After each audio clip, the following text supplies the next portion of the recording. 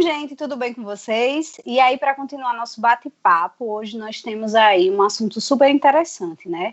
Sabemos que a criação de startups, né, advém sobre a resolução de um problema, né? A busca de resolver um problema. Mas imagine só, surgem na academia, dentro da universidade, projetos interessantíssimos para ajudar a resolver problemas da sociedade. Então, hoje, nesse bate-papo, com o tema da Academia Criação de Startups, né, o começo de uma jornada, nós conversaremos com o professor Charles Madeira e depois com o professor Itami Barroca Filho. Então, Charles, vamos aí para o bate-papo? Seja bem-vindo. Bom, primeiramente, agradecer à professora Iris, que gerencia a Inova Metrópole, por dar essa oportunidade para que a gente possa vir falar um pouco dessa trajetória até a criação da GameMind. Então, assim, como o título diz, da academia, o título dessa conversa aqui é da academia à criação de startup, o começo de uma jornada, realmente isso aqui é o começo de algo que pode vir a ser, certo, muito maior. Então, a primeira coisa que a gente tem nesse contexto é o que é a problemática que a gente precisa tratar. Tá? Então, eu, como professor do Instituto Metrópole Digital da UFRN, eu sempre verifico dentre o que está ao nosso redor, o que é o problema de muita gente. Tá? Tudo começa identificando um problema de muita gente. E o nosso problema, que a gente vem trabalhando já há bastante tempo, é o fato de que, no contexto do Brasil, a gente tem um ensino básico que é bastante deficitário. Então, menos de 10% dos alunos que conseguem terminar o ensino básico no país, eles aprendem o suficiente em matemática. Então, a gente tem um déficit enorme em matemática, e quando a gente sabe que essa disciplina é uma disciplina que é responsável pela construção da ciência, do potencial tecnológico do país, isso é um grande problema para a produtividade do Brasil. Então, isso a gente enxerga em diversos contextos diferentes. Tá? Primeiramente, a gente já tem um certo número de alunos que não conseguem terminar o ensino médio, ou seja, existe uma evasão muito grande no ensino médio, então esses alunos eles não conseguem nem chegar ao ensino médio, então tem um déficit já enorme daqueles que terminam, e ainda tem um grande número que não termina e vai para o mercado de trabalho, e muitas vezes acontece de não conseguir nem vaga no mercado de trabalho por não estar bem qualificado. Né? Então, primeira questão que a gente enxerga é o reflexo no mercado de trabalho. A baixa produtividade, tá? A baixa qualificação e, consequentemente, baixa produtividade dos trabalhadores. Então, quando a gente faz uma comparação, os estudos recentes mostram, quando a gente faz uma comparação com outros países, como, por exemplo, os Estados Unidos, o que um americano faz em 1 hora, precisa que um brasileiro faça em 4 horas. Tá? O brasileiro precisa de 4 horas para fazer a mesma coisa que um americano faz em 4 horas. Então, quer dizer, a produtividade ela é bem diferente de um país para o outro. E quando a gente vai enxergar isso, muito está relacionado ao contexto educacional. Tá? A baixa qualidade da educação que faz com que a gente tenha uma população com baixa produtividade. Tá? Além disso, além do mercado de trabalho, a gente enxerga um grande problema daqueles que terminam o ensino médio, mas que não aprendem o suficiente, nem nas disciplinas básicas de português e de matemática, e quando chega no ensino superior, tem grandes problemas, porque não consegue avançar de forma satisfatória na disciplina de ensino de nível superior, isso principalmente quando a gente vai para as áreas de ciências exatas e tecnológicas, onde a gente tem uma taxa de reprovação e de evasão que é enorme, Então, isso é uma consequência muito direta desse déficit que a gente tem na educação, tá? Com as disciplinas básicas de português e principalmente de matemática. Então, um aluno que chega no ensino superior, ou seja, se apenas 10% deles conseguem adquirir o conhecimento suficiente em matemática para poder evoluir satisfatoriamente no ensino superior, o restante vai ter grandes dificuldades. Isso aí, lá no Metrópole Digital, especificamente, a gente tem, certo, essa experiência com os nossos alunos. A gente tem curso de computação, de graduação, e diversos outros cursos também a nível técnico, a nível de pós-graduação, e a gente percebe claramente esses déficits dos alunos, principalmente nas disciplinas introdutórias de matemática do ensino superior, de raciocínio lógico, de programação, onde realmente a evasão ela é gigantesca e isso faz com que muitos desistam logo no início do curso. Tá? Então, realmente, a consequência ela é direta no ensino superior. E quando a gente vai ver essas deficiências, a gente vê a deficiência em matemática básica, tá? Leitura e escrita da própria língua do português, eles têm grande dificuldade, interpretação de problemas, quando a gente coloca desafios através de problemas, eles têm grande dificuldade para interpretar esses problemas e resolver. Muitas vezes não é nem, na matemática, não é nem por não saber a álgebra ou a aritmética, fazer os cálculos necessários, mas é porque não consegue interpretar o problema da matemática para poder encontrar uma solução adaptada para ele.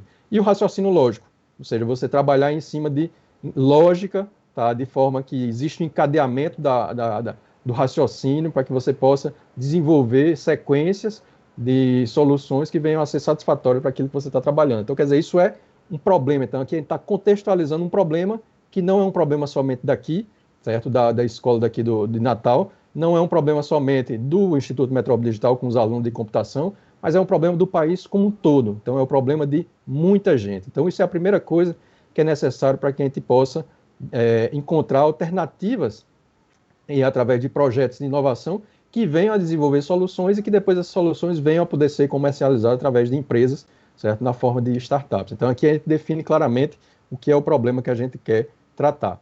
Certo? Então, baseado nisso, a gente tem vários desafios. São necessidade de mudança sistêmica nos processos escolares, porque isso é um problema escolar, tá? Problemas metodológicos, problemas de transmissão de conhecimento, porque hoje a gente está ensinando muito, mas as pessoas estão aprendendo pouco. Então, quer dizer, os professores ensinam, e os alunos aprendem pouquíssimo daquilo que os professores estão ensinando. Então, esse sistema, ele já não funciona mais. Então, a gente precisa de processos escolares que venham realmente inovar, tá? Sejam inovadores e que trabalhem muito com foco na aprendizagem, tá? Trabalhem muito com foco na cidadania, na profissionalização desses alunos, para que eles em seguida venham a ser profissionais produtivos no país. Tá? Então, isso é um desafio muito grande, mais que a gente tem que trabalhar em cima disso para tentar levar esse tipo de outras soluções, de soluções inovadoras para esses ambientes educacionais e fazer com que a gente proponha, certo, novas formas de ensino para atender a demanda de melhoria da qualidade. Tá? Que a gente vem ter um processo de ensino e aprendizagem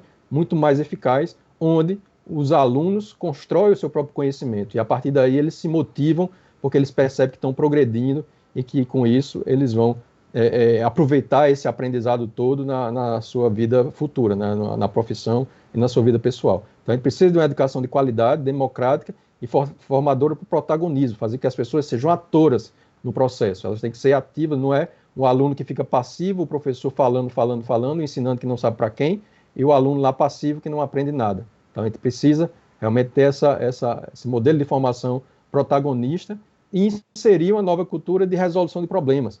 Tá? Uma vez que o aluno é protagonista, trabalhar em cima da resolução do problema para desenvolver as habilidades que são fundamentais para esse século agora. Então, habilidades cognitivas, tá? Que envolvem o pensamento crítico, a criatividade, a resolução de problemas complexos, habilidades interrelacionais, trabalhar em conjunto, em cooperação com outros, saber se comunicar com os outros, saber se comunicar com outras áreas, e habilidades interrelacionais, se conhecer, ter um controle emocional para poder evoluir, certo, nesse mundo de tantos desafios. Então, lá no Metrópole Digital, onde eu atuo como professor, pesquisador, desenvolvedor, a gente tem um laboratório, certo, de pesquisa em jogos digitais e tecnologias imersivas para a educação, é o Game Lab. Nesse laboratório, a gente trabalha realmente no contexto de desenvolver pesquisa e inovação para criar soluções que venham a ser mais adaptadas à nova geração, mais adaptadas a uma escola digital e inteligente que venha realmente a ser mais eficaz, que os alunos eles construam o próprio conhecimento, tá? Que a gente venha a tornar os alunos mais protagonistas nesse processo.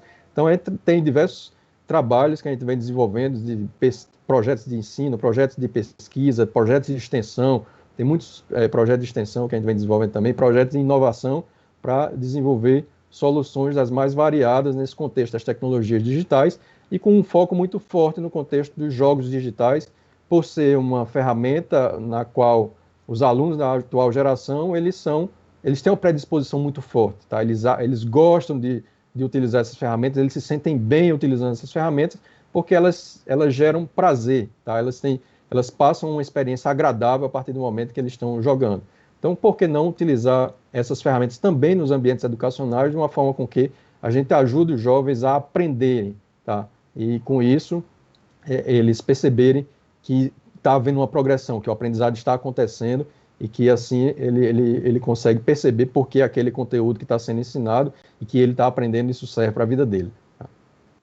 Então, os interesses principais que a gente tem no Game Lab, tá? Desenvolver métodos, produtos e formações, ou seja, para formar as pessoas também, não adianta somente em desenvolver produtos e metodologias e não colocar as pessoas para aprender a usar esses produtos e aprender a colocar em prática essas metodologias. Então, também a gente faz bastante formação, tanto de aluno como de professor, para que a gente possa utilizar esses ambientes inovadores, essas metodologias ativas inovadoras, para proporcionar inovação no ensino, no treinamento, na aprendizagem, na avaliação, certo, dos alunos, utilizando, na grande maioria das vezes, certo, os jogos digitais como ferramentas motivacionais. Então, a gente tem desenvolvido jogos com o objetivo de voltados à matemática, para trabalhar o raciocínio lógico, a orientação na escolha profissional, simuladores diversos para treinamento e suporte, gamificação da sala de aula, tornar o modelo de sala de aula não um jogo, mas transformá-lo em algo mais instigante, mais interessante para os alunos.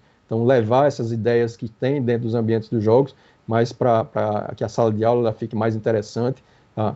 A formação e a avaliação também em pensamento computacional. A gente vê o pensamento computacional como uma abordagem bastante importante na atualidade para trabalhar exatamente a ideia da lógica, do pensamento crítico, trabalhar a organização das ideias, a decomposição de problemas, a reconhecimento de padrões, utilizando uma habilidade que o cérebro ele é bastante eficaz, que é reconhecer padrões, tanto que os japoneses dizem uma imagem vale mais do que 1000 palavras. Eles sabem muito bem por que eles estão dizendo isso, porque o cérebro é um bom reconhecedor de padrões.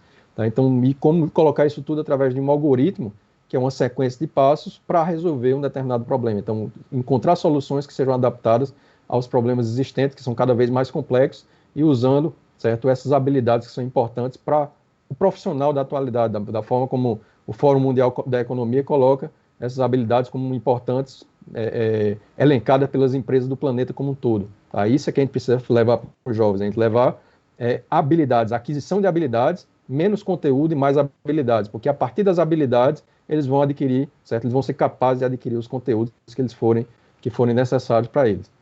Certo? Então, a partir desses trabalhos que a gente vem desenvolvendo dentro do laboratório de jogos digitais do IMD, do Game Lab, tá? Um dos projetos de inovação que a gente desenvolveu, certo? No final de 2018 e ano de 2019, certo? Foi um projeto que se chama Série de Jogos Digitais Episódicos Multiplataforma para Conteúdos da Matemática. Tá? Dentro desse projeto, a gente desenvolveu um jogo chamado Faros, certo? Para apoiar ao ensino da matemática, voltado aos cursos de licenciatura da Universidade Aberta do Brasil. Então, o objetivo é os cursos de licenciatura, aquelas pessoas que estão fazendo curso de graduação com o objetivo de serem professores futuramente nas diversas disciplinas. Tá? Esse é o objetivo da licenciatura. Então, a gente desenvolveu esse jogo e o foco dele para a matemática, para ajudar no processo, certo, de ensino-aprendizagem da matemática. Para isso, a gente teve um financiamento da CAPES, tá? Foi o edital 42/2017, no tema da educação na temática de jogos virtuais. Tá? Então, esse era o foco para desenvolver soluções para a Universidade Aberta do Brasil. Nesse projeto, a gente teve um envolvimento de 3 alunos de mestrado e 9 alunos de graduação. Tá? Todos os alunos foram bolsistas, que foram financiados exatamente pelo edital. E nesse projeto, a gente teve produtos, os produtos que foram gerados nele foram 3 trabalhos de mestrado, tá?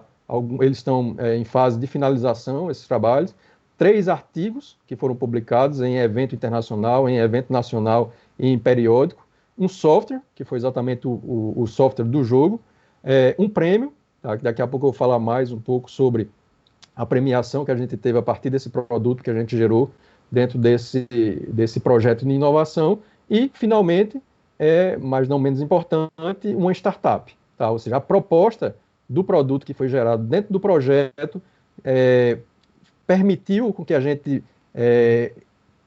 fizesse uma melhoria no modelo do produto para transformar numa outra proposta que se transformou, certo, numa startup, que a gente vai falar um pouco sobre ela aqui. Então, quer dizer, a trajetória, ela vem de um bom tempo a partir de um problema claro existente, que é um problema de muita gente, tá? Que a partir desse problema de muita gente, se você consegue encontrar uma solução para ele, você vai ajudar muita gente também a resolver esse problema. Quer dizer, é um problema que é escalável, que pode ganhar espaço, escalabilidade, para que muita gente possa utilizar. Então, quer dizer, isso tem um valor muito maior do que uma solução que é focada para um número pequeno de pessoas. Então, uma vez que a gente tem esse problema abrangente, tá? Que é um problema de muita gente, a gente trabalha a pesquisa para desenvolver soluções que venham a encontrar, certo, uma alternativa interessante para esse tipo de problema. Então, no contexto do nosso problema da matemática, a gente foi trabalhar em cima de pesquisas para desenvolver modelos de jogos, certo, digitais, com esse foco na matemática, mas de uma forma inovadora. E é exatamente isso que a gente fez com o Faros. O Faros, a gente fez uma proposta bastante inovadora de como inserir a matemática de uma forma completamente diferenciada, bem diferente do padrão do que são os jogos educacionais digitais da atualidade, na qual a gente usa a modelagem matemática para simular fenômenos. Então, a gente faz a simulação da matemática dentro do próprio ambiente do jogo. A gente tem um jogo que ele é simulado em 3 dimensões, então é um jogo tridimensional, e que você tem todo o modelo matemático dentro dele, porque o modelo tridimensional do jogo, do ambiente gráfico, já é um modelo matricial, certo? Através de um plano cartesiano tridimensional, que a matemática está lá. Então, quer dizer, o jogo por si só já é matemática que faz com que ele exista. Então, o que a gente fez foi como utilizar essa plataforma toda do jogo para fazer com que a gente demonstre a matemática que está dentro dele. Então, quer dizer, isso é um modelo inovador, certo? Que fez com que a gente desenvolvesse o Faros com a possibilidade do jogador, a partir do momento que ele está jogando e que ele tem os desafios com esses modelos matemáticos que foram inseridos dentro do ambiente do jogo, ele vai entender perfeitamente como a matemática funciona. Então, não vai ser mais o professor que chega com um modelo algébrico, uma equação, por exemplo, uma equação do segundo grau. E aí, a partir dessa equação do segundo grau, ele vai ter que efetuar cálculo, ou seja, aritmética, vai ter que aplicar aritmética no modelo algébrico para poder executar aquele procedimento que o professor quer e responder a uma questão que o professor quer. Mas o problema é que o aluno não entende aquele modelo algébrico. E uma vez que ele não entende o modelo algébrico, ele vai fazer cálculo, mas sem interesse, porque ele não sabe para que aquilo serve. Mas a partir do momento que a gente mostra esse modelo algébrico através de uma representação geométrica, porque um modelo algébrico ele pode ser representado geometricamente, por exemplo, o gráfico de uma função do segundo grau é o modelo geométrico dessa equação.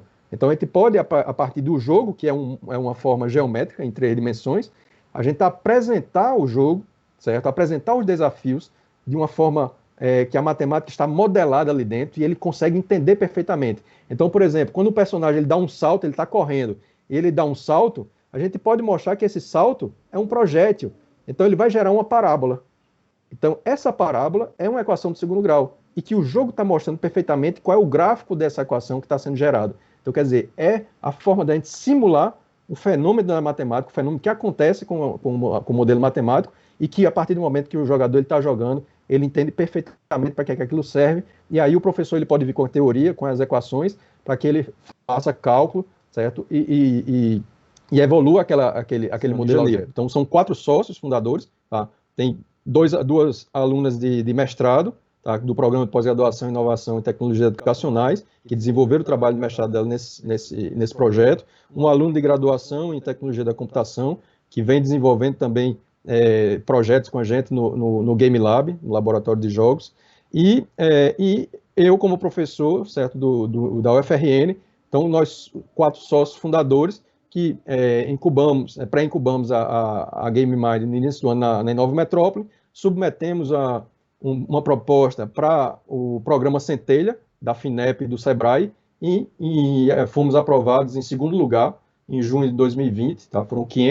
Foi mais de 500 submissões que teve para o programa Centelha, a gente foi aprovado em segundo lugar, e agora, em agosto, a gente acabou de formalizar a empresa para que a gente possa começar a executar esse projeto do programa Centelha. Então, quer dizer, isso é a trajetória, certo, da Game Mind, que vem desde diversos projetos de ensino, que a gente vê realmente os problemas na prática com os alunos, projetos de pesquisa para tentar encontrar soluções alternativas baseadas nas tecnologias digitais, baseadas nos jogos digitais, para envolver mais os alunos e fazer com que a matemática ela seja aprendida realmente na prática, através da simulação dos fenômenos dela, tá? E a visão empreendedora, certo, de alguns alunos a partir de uma proposta bastante interessante de produto que foi desenvolvido para que a gente levasse a desenvolver, certo, uma proposta de empreendedorismo no contexto da GameMind, que atualmente está pré-incubada e que vai começar a executar seu primeiro projeto financiado. Então, essa é a nossa trajetória e a gente agradece mais uma vez a incubadora Inova Metrópole pela oportunidade para a gente poder mostrar um pouco, certo, dessa trajetória aqui no evento do GoRN. Então, obrigado mais uma vez, Iris, e à disposição para perguntas que venham a ser necessárias.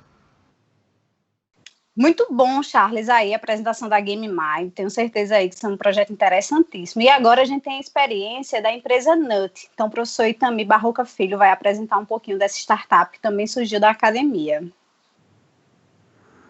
Ok, obrigado, Iris. Bom, essa apresentação ela vai tratar muito sobre a academia, né, sobre esse processo, essa jornada de criação de uma startup. E eu vou falar um pouco sobre isso, né, focando justamente um retorno no passado, porque entender o presente envolve a gente pensar no passado, né, e tentar conhecer um pouco mais o nosso processo interno, né, de organização das coisas, de valores, né, de crenças, e como isso se organiza no contexto geral, tá?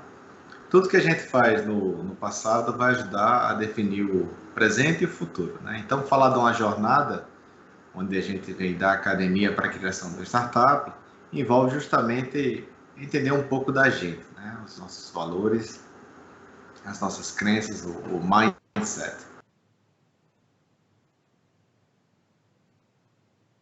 Então, trabalhar um pouquinho disso, né, dessa jornada, entender um pouquinho do passado, tá? Aí eu coloco essa figura, né, de Volta para o Futuro, que curiosamente é um filme que sempre me cativou bastante, é um filme que eu assisti bastante na adolescência, na infância, e trata muito essa questão tecnológica, né, do processo de viajar para o futuro, né, ou para o passado, mediante o uso de tecnologia. Então, mostra um pouco do que a gente já gosta, né, em termos de tecnologia. Bom, sobre a minha formação, eu tenho uma graduação em Engenharia de Computação. Em 2013 eu comecei esse curso. É muito interessante no que diz respeito à tendência do que é a engenharia de computação, o que se propunha a engenharia de computação. Em seguida, eu comecei em 2006 já na atuação na iniciativa privada, com foco no desenvolvimento de sistemas de informação, onde eu já tinha alguns clientes, né, já conseguia monetizar um pouco a minha função, né, como desenvolvedor de software. Em 2012 eu trabalhei uma ideia de fazer uma especialização, já continuar um pouco da formação através de uma especialização em redes de computadores. É até um ponto interessante porque, apesar de ter uma formação baseada em software, né, na engenharia, eu tinha necessidade de capacitar melhor na linha de redes de computadores, entender um pouco mais de protocolos, ir mais a fundo, né, nessas questões de segurança. E isso, curiosamente, ajudou bastante no sentido de que hoje eu tenho uma função de diretor de TI no Instituto, e boa parte das coisas aqui na diretoria, além do desenvolvimento, também é redes de computadores e infraestrutura, né? Então, essa jornada ela sempre tem um casamento legal com o seu passado, né? Em 2013, eu iniciei um mestrado em sistema de computação. É até curioso que, após iniciar a iniciativa privada, na iniciativa privada, eu achava que não ia voltar mais para a universidade, né, como acadêmico, e isso mudou muito, né, nesse processo de pensar no mestrado, entrar no mestrado, trabalhar um pouco mais esse viés de pesquisa. E aí eu voltei em 2013 para o mestrado em sistema de computação.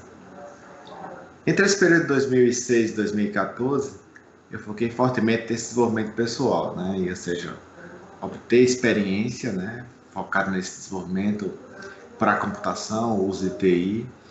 E nesse processo todo eu viajei bastante, né? Eu capacitei muito na experiência, né? Na iniciativa privada, seja vendendo sistemas, seja trabalhando em cima de consultorias, né, isso a nível regional, não só local, né? Também tive sessões em Brasília, em alguns cantos aí do país. E em 2014, ainda num processo de formação no mestrado, ainda como especialista, eu viro professor da universidade, né? E decido optar em 2015 por continuar uma formação mais acadêmica, visto que eu saí um pouco mais agora da iniciativa privada, né, focado no desenvolvimento de soluções, né, focada na resolução de problemas, né, com uma agilidade um pouco diferente, com um pensamento e um mindset um pouco mais diferente, né, e passo agora a pensar como professor, né, no que diz respeito às características de pesquisa, ensino e extensão. Então, isso começa a mexer um pouco com o meu mindset no que diz respeito à forma de se ter um resultado, né. Então, em 2015, eu começo um doutorado. É um ponto muito importante desse processo, essa iniciação do doutorado, porque é no doutorado que surge uma ferramenta que eu vou falar um pouquinho mais na frente para vocês, que é a ferramenta que vai gerar um negócio, né? Ou seja, que vai gerar essa startup a partir dessa jornada acadêmica. Em 2015 ainda eu continuo uma série de projetos de pesquisa, desenvolvimento e inovação, sempre com foco em soluções, né? Tentar entender problemas, ter uma solução onde isso vai chegar para a sociedade, né? Trabalhar essa pesquisa de maneira mais aplicada. Então, isso sempre teve muito no meu processo de pessoal, né, para desenvolver as coisas. Tá? Mas tudo está muito ligado ao processo do que a gente quer deixar como legado, né? Ou seja, o que a gente quer deixar como legado do que a gente desenvolve, né? Seja na carreira de professor, seja na carreira de empresário, qualquer coisa do tipo, né?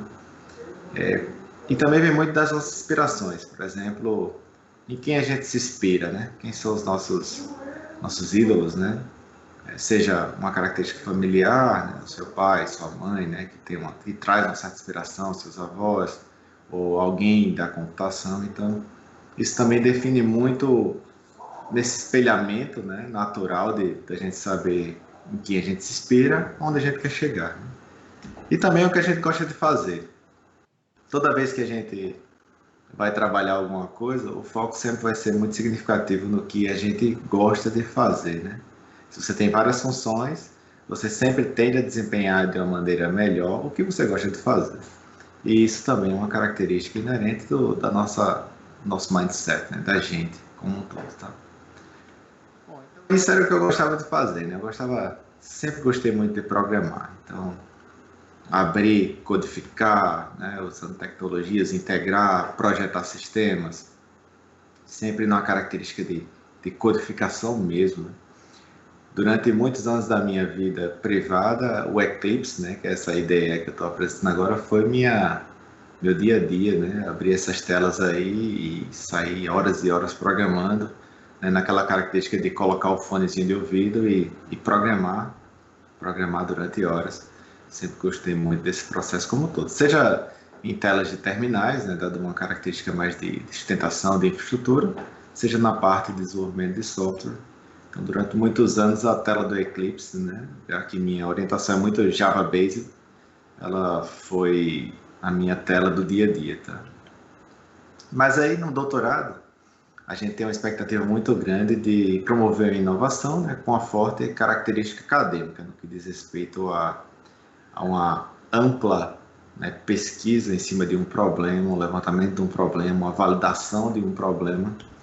Então, nesse propósito, eu tive que repensar a minha forma de fazer as coisas para que o doutorado ele fosse possível de ser realizado. Né? Então, essa característica acadêmica ela veio com um benefício muito importante, balanceando as coisas. Né? Por exemplo, quando a gente está na iniciativa privada, a gente é muito orientado a resolver problemas de uma maneira mais direta. Às vezes não há um time suficiente para se pensar, né, num problema, sair fora da caixa.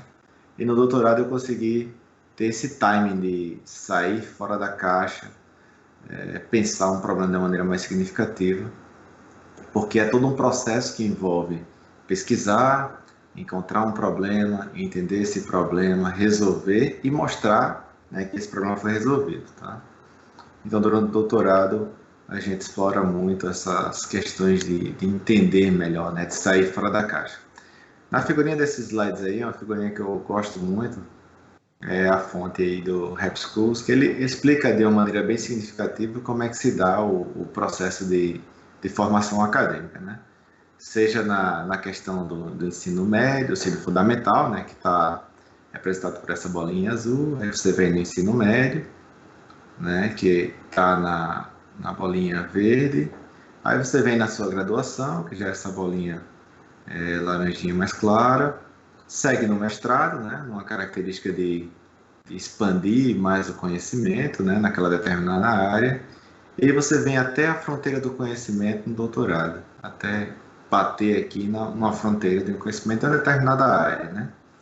E o seu doutorado é justamente focado nessa extensão, né, de estender um pouquinho aquela área, de ir mais a fundo, onde você vai lá, ó, seu doutorado impacta nesse conhecimento, ou seja, inserir um pouco mais desse conhecimento, né, ou seja, estender um pouco mais essa barreira do conhecimento dessa determinada área.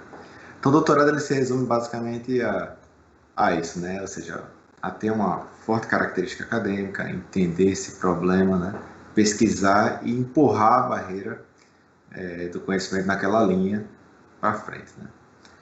O meu doutorado foi muito em cima de IoT, né, ou seja, é uma área de fronteira, uma área bem interessante, né, que tem uma importância significativa no que diz respeito a ter coisas, né, que se conversam, né, que tem conectividade, que resolve problemas.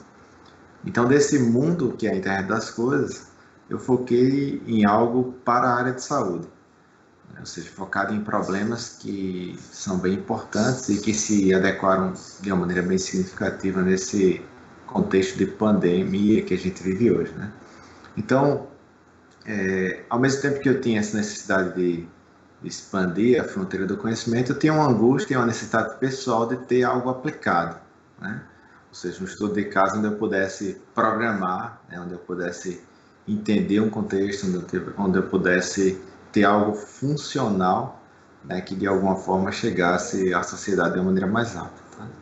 Então, desse mundo todo que é a IoT, eu foquei na linha de saúde. Existem vários problemas que dizem respeito à própria área de saúde que podem ser auxiliados pela criação de aplicações de saúde baseadas na infraestrutura de IoT, né? Seja no processo de deshospitalização, ou seja, tirar mais o paciente, né, do hospital e levar esses problemas crônicos, né, para serem tratados em casa, né, acompanhado através de camadas de sensoriamento, né, ou seja, características que vão possibilitar esse acompanhamento remoto, né, de uma maneira mais significativa.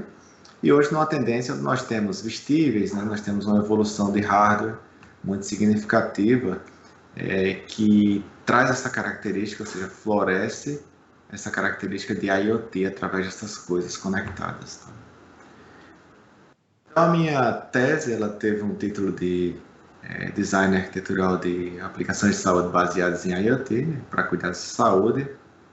Eu ganhei alguns best papers, no caso um best paper nessa proposta, e como resultado de estudo, né, de casa da minha tese de doutorado, eu criei PAR, que é uma plataforma de assistência remota. Nas primeiras versões, a gente vê aí nesse slide, algo bem acadêmico, né, apesar de já ter uma característica profissional, dado essa vontade de eu ter isso aí funcionando, ainda é algo incipiente, era uma espécie de MVP, né, considerando que poderia evoluir, mas criado em cima de toda uma base acadêmica que diz respeito à segurança, né, à interoperabilidade, à disponibilidade, à performance, que deu toda uma robustez para essa ferramenta, né? Então, na minha tese de doutorado, eu explorava justamente estratégias, né, arquiteturais, né, em termos de arquitetura de software, e representei isso através de uma arquitetura de referência, para garantir que as aplicações de saúde baseadas em IoT, elas obedecessem essas questões de segurança, né, essa questão de privacidade que é inerente dos dados de saúde, interoperabilidade entre diversos dispositivos, performance e disponibilidade, né? Porque quando se trata com a vida humana, a aplicação ela não pode parar, né? Ela não pode ter falhas. Uma aplicação ela não pode ter problemas de desempenho. Uma aplicação de saúde ela tem que ser segura. Então, eu explorei fortemente essa característica durante o doutorado e implementei parte dessas estratégias em um estudo de caso, através de uma instanciação de uma arquitetura concreta que resultou em PAR.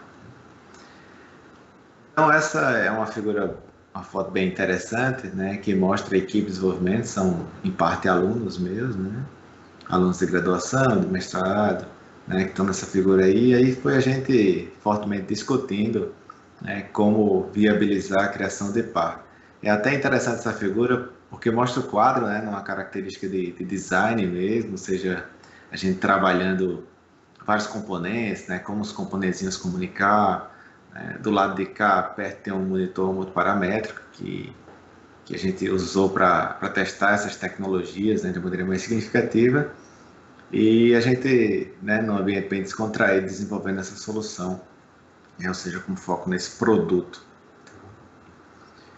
Depois desses 4 anos de doutorado, eu continuei com algumas publicações sobre o tema, né, em cima de aplicações de saúde baseadas em IoT. Fiquei com essa vontade de ver PAR chegar mais rápido à sociedade. Eu via que tinha um potencial interessante nesse tipo de ferramenta e que poderia facilitar muito a própria gestão de pacientes em UTIs, né, ou seja, a gestão também de pacientes em casa, né, sendo monitorados através de camadas de sensores, né, e com médicos possibilitando esse acompanhamento de uma maneira remota. Então, seguindo um pouco essa linha de empreendedorismo, que no Instituto Metrópole Digital nós temos muito essa questão, né, de fomentar esse espírito empreendedor, seja em alunos, em professores. Nesse sentido, eu comecei a pensar num time. Eu disse, olha, eu vou juntar aqui uma galera boa e vou dizer, de alunos, né, de pessoas de mercado, dizer, ó, tem essa solução aqui, vocês podem trabalhar isso daí como um negócio para uma empresa, uma startup. E através desse time, a ideia era justamente pegar esse resultado da tese, né? Ou seja, o produto desse negócio é PAR, essa plataforma que estava sendo desenvolvida ali naquela primeira versão, mas que já tinha uma espécie de MVP, para que ele pudesse ser aprimorado e levado para o mercado, né? Esse era o meu grande sonho, é o meu grande sonho, né? Que está sendo concretizado através dessa startup. Eu juntei esse time, né? Esse time, criamos uma empresa chamada NUT, Núcleo de Tecnologia de Saúde, né? Peguei um CEO de mercado, né? O Tiago, que ele tem já bastante experiência em administração de empresas, peguei a Dalila, que tem um potencial muito forte nessa questão dos editais, né? Da organização das equipes, né? Do gerenciamento dos projetos. Peguei um excelente desenvolvedor, que é o Ramon, né, que hoje é o arquiteto da NUT, né, de soluções. Trabalhei alguns bons alunos também, todos os alunos do IMD, né, que dizem respeito a desenvolvimento de aplicativos móveis, né, com experiência. Juntei uma assessoria jurídica, que também é importante para esse processo, um designer e um cientista de dados, porque PAR ela tem um forte apelo a esse uso de dados, e a gente tinha que trabalhar isso de uma maneira significativa, né? Como os dados eles ganham importância, já que a gente queria trabalhar características preditivas nesse tipo de ferramenta, né? Considerando o paciente em UTIs ou no processo de cura. Tá? Então essa é a equipe hoje que faz a NUT. Infelizmente eu não tenho muito tempo hoje de acompanhar essa empresa, mas auxilio orientando as questões mais tecnológicas, numa mentoria mais tecnológica, para que essa solução ela continue, né, e chegue ao mercado, né, como está, né, tem alguns contratos, tem alguns editais, como está chegando, tá? Qual a linha do tempo da NUT? Né? Ela foi formalizada em junho de 2019, né? De um dia 23 de agosto nós fizemos toda a parte de organização documental, isso é um processo importante para a empresa. Participamos de uma conexão startup saúde, isso com a Liga, um edital que ocorreu com a Liga, então foi um processo muito interessante para validar a solução, né? Ou seja, levar isso aí para um UTI de fato, né? Ou seja, colocar todo aquele contexto pensado, projetado para funcionar no ambiente real. Em 7 de dezembro nós fomos aprovados na primeira fase do Centelha, Em 23 de dezembro nós entramos na pré-incubação, que foi um divisor de águas, né? A Inova, ela tem um potencial muito grande de ensinar, né? Ou seja, através de suas assessorias, para que os empresários eles possam aprender. Por exemplo, dos divisores de águas que eu considero que a Inova foi muito importante foi justamente no processo de definir qual o seu preço, né? Qual o preço da solução. Então, através das mentorias, hoje par já tem um valor, né? A gente sabe quanto é que é o custo de par, a gente sabe quanto é o custo para o cliente final, investimento para o cliente final. Então, a gente tem muitas assessorias que ajudam nesse processo de marketing, de negócios. Então, isso auxilia bastante. Em 18 de fevereiro, nós fomos aprovados no Centelha, na segunda fase. 26 de maio, fomos aprovados aí, de 2020, né? Fomos aprovados na terceira fase. Em 30 de junho de 2020, nós fomos aprovados no FINEP. E em 1º de junho, no edital do BNB Fundece, né? Então, isso foi até interessante, nós fomos no primeiro lugar, né, a nível regional. Vou falar aqui mais na frente um pouquinho sobre essas conquistas, né, em cima desses editais de subvenção econômica. Mas o que é PAR? Né? PAR hoje, ela é uma central de monitoramento de pacientes, ela se integra a esses dispositivos hoje, esses monitores multiparamétricos, e leva o estudo para uma plataforma de nuvem, né? E o paciente ele consegue ser monitorado nas UTIs de maneira remota, tá?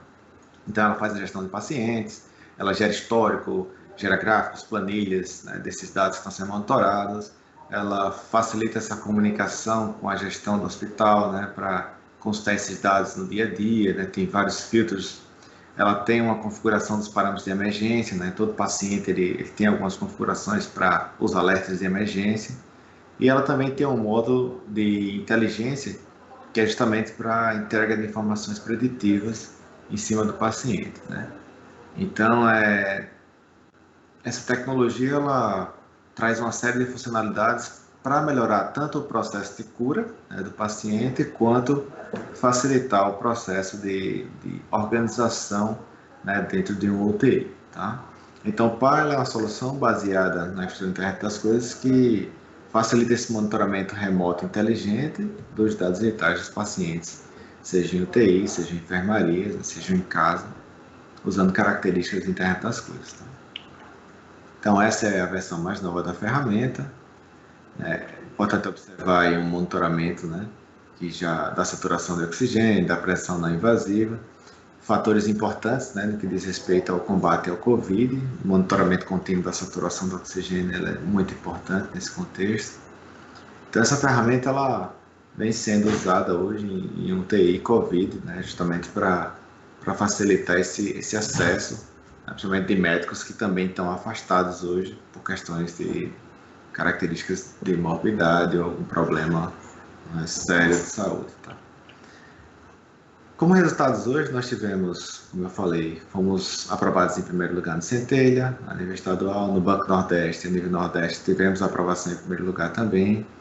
Na FINEP, tivemos aprovação também de mais centenas de startups do Brasil todo, nós ficamos entre as primeiras também, né, nas primeiras colocações.